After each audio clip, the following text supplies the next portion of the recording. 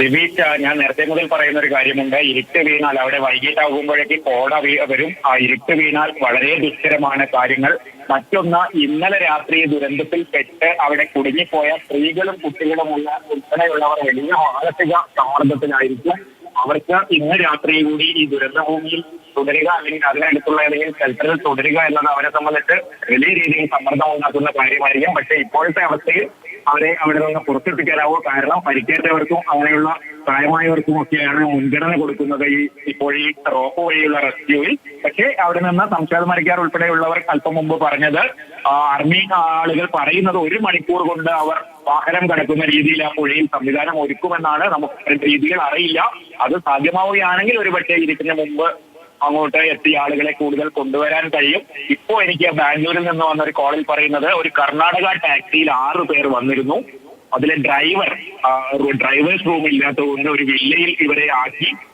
ഈ ഡ്രൈവർ കാറിൽ തന്നെ തുടർന്നു. 3 പേർ ആശുപത്രിയിലുണ്ട്, 3 പേർ കാണാനില്ല എന്നൊരു വിവരം ഏറ്റവും ലേറ്റസ്റ്റ് ആയി ലഭിച്ചിട്ടുണ്ട്. ഈ ടാക്സിയുടെ ഓണർ ബാംഗ്ലൂരിൽ നിന്ന് ചില മലയാളികളെ ബന്ധപ്പെട്ടാണ് ഈ വിവരം അറിയിച്ചിരിക്കുന്നത്. ഡ്രൈവർ കാറിൽ തന്നെ ആയതുകൊണ്ട് രക്ഷപ്പെട്ടു. 3 പേരെ റെസ്ക്യൂ ചെയ്തു, 3 പേരെ കാണാനില്ല എന്നൊരവസ്ഥയുണ്ട്. അത് കർണാടക സർക്കാർ അടക്കം ഇക്കാര്യം വയനാട് ജില്ലാ കളക്ടറുമായിട്ടൊക്കെ ബന്ധപ്പെട്ടിട്ടുണ്ടെന്ന് പറയുന്നു. ഒറീസയിൽ നിന്നുള്ള ഡോക്ടർ സംഘത്തിന്റെ കാര്യം നേരത്തെ നമ്മൾ പറഞ്ഞതാണ്. ഇത്തരത്തിൽ അവിടെ ഈ ടൂറിസ്റ്റ് കേന്ദ്രം ആയതുകൊണ്ട് തന്നെ എവിടെ നിന്നൊക്കെ വന്ന ആളുകൾ ഉണ്ട് എന്ന് നമുക്ക് കൃത്യമായി അറിയില്ല. ഓരോ സ്ഥലത്തു നിന്നുള്ള അപ്ഡേഷൻ വന്നുകൊണ്ടിരിക്കുകയാണ്. ദിവീഷ്, ആ ദൃശ്യങ്ങൾ കാണുമ്പോൾ നമുക്ക് ആ സ്കൂൾ ഒക്കെ, വെള്ളരിമല സ്കൂളിന്റെ കാര്യം ഞാൻ രാവിലെയൊക്കെ പറയായിരുന്നു. വയനാട്ടിൽ തന്നെ ഏറ്റവും മനോഹരമായ ഒരു ഭൂപ്രദേശത്ത് ഉണ്ടായിരുന്ന ഒരു സ്ഥലം, വെള്ളാരങ്കല്ലുകൾ നിറഞ്ഞ പുഴ ഗ്രൗണ്ടിന് സമീപത്ത് കൂടി ഒഴുകുന്നു. അത്രയും മനോഹരമായ സ്കൂളായിരുന്നു ആ വെള്ളാർമല ഹൈസ്കൂൾ. അതാണ് ഇപ്പോൾ അത്രയും വലിയൊരു ദുരന്തം കഴിഞ്ഞ ഒരു യുദ്ധഭൂമിക്ക് സമാനമായി കിടക്കുന്നത്. വളരെ സങ്കടകരമായ ഒരു കാഴ്ച. ആകാശ ദൃശ്യങ്ങൾ കാണുമ്പോൾ നമുക്ക് സഹിക്കാൻ പറ്റാത്ത അവസ്ഥ ഉണ്ട്. ദിവീഷ്, ശരിയാണ് കമല, രാവിലെയും കമലേട്ടൻ അത് സൂചിപ്പിക്കുന്നത് ഞാൻ കേട്ടിരുന്നു.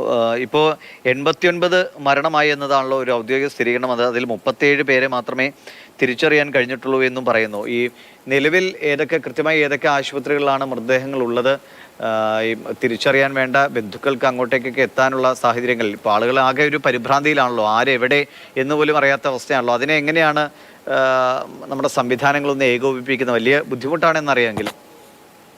ദിവീഷ്, ആരോഗ്യവകുപ്പിന്റെ മുഴുവൻ സംവിധാനങ്ങളും അവിടെ കേന്ദ്രീകരിച്ചിട്ടുണ്ട്. എനിക്ക് തോന്നുന്നു പുറത്തുനിന്ന് അഡീഷണൽ ഡയറക്ടറോ ഉൾപ്പെടെയുള്ള ആളുകൾ എത്തുന്നുണ്ട്. വയനാട്ടിലെ മുഴുവൻ ആരോഗ്യ സംവിധാനവും മേപ്പാടി ഫാമിലി ഹെൽത്ത് സെന്റർ കേന്ദ്രീകരിച്ച് പ്രവർത്തിക്കുന്നു.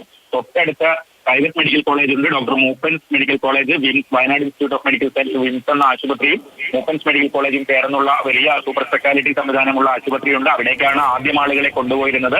ഈ 2 ആശുപത്രികളും വെച്ചാണ് ഇപ്പോൾ മാനേജ് ചെയ്യുന്നത്. പക്ഷെ ആളുകളെ തിരിച്ചറിയാനൊക്കെ ബുദ്ധിമുട്ടുണ്ട്.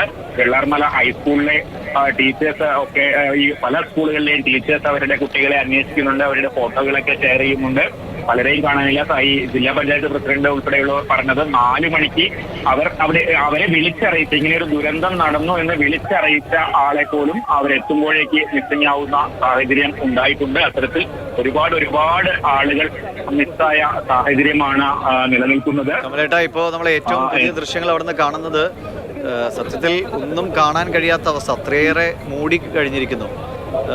ഇതെങ്ങനെ ഇവിടെ രക്ഷാപ്രവർത്തനം നടത്തും? വലിയ ബുദ്ധിമുട്ടാണ് ദിനേശ്. ഞാൻ അല്പസമയം മുമ്പ് അത് പറയില്ലായിരുന്നു. കാരണം മേപ്പാടിയിൽ നിന്ന് ഈ 900 കണ്ടിയിലേക്കൊക്കെ പോകുന്ന വഴി, മേപ്പാടി പോളിടെക്നിക്കിന്റെ വഴിയാണ് ഈ ചൂരൽമല റോഡ് എന്ന് പറയുന്നത്.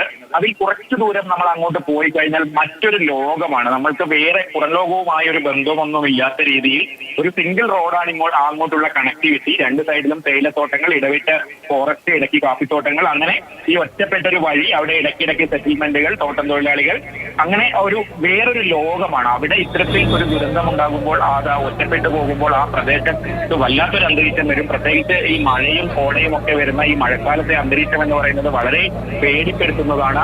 ഇന്നലെ വൈകുന്നേരം 3 മണി 4 മണി സമയത്ത് ഞങ്ങൾ ചൂരൽമലയിൽ ഉണ്ടായിരുന്നു. അപ്പോൾ പക്ഷേ രാവിലത്തെ മഴയൊക്കെ മാറി അല്പം തെളിഞ്ഞ അന്തരീക്ഷം. ടൗണിലൊക്കെ ആളുകൾ വളരെ സന്തോഷത്തോടെ നിൽക്കുകയായിരുന്നു ചൂരൽമലയിൽ.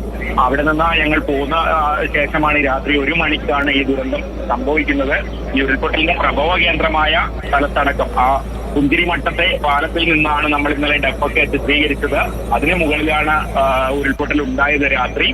എന്തായാലും ഈ സ്ഥലത്തെ അന്തരീക്ഷത്തെ കുറിച്ച് ആണ് ഞാൻ പറഞ്ഞു വന്നത് ദിവി. അത് ഒരു വല്ലാത്ത സ്ഥലമാണ്, പ്രത്യേകിച്ച് ഈ മഴയും കോടയും വരുന്ന ഒരു അന്തരീക്ഷത്തിൽ അവിടെ രാത്രി നമുക്ക് ഒന്നും നടക്കാത്ത ഒരു അവസ്ഥ വരും. രാത്രി എന്നല്ല, വൈകുന്നേരം ഒരു 4 മണിക്ക് ശേഷം തന്നെ കോട വീഴുന്ന ഒരു സാഹചര്യം ഈ പ്രദേശം. ഇപ്പൊ ഈ ചുരൽമലയില് മറുകരയിലേക്ക് എത്തിക്കുന്ന അങ്ങനെ ഏകദേശം ഒരു എത്ര പേരെ എത്തിച്ചിട്ടുണ്ടാകും?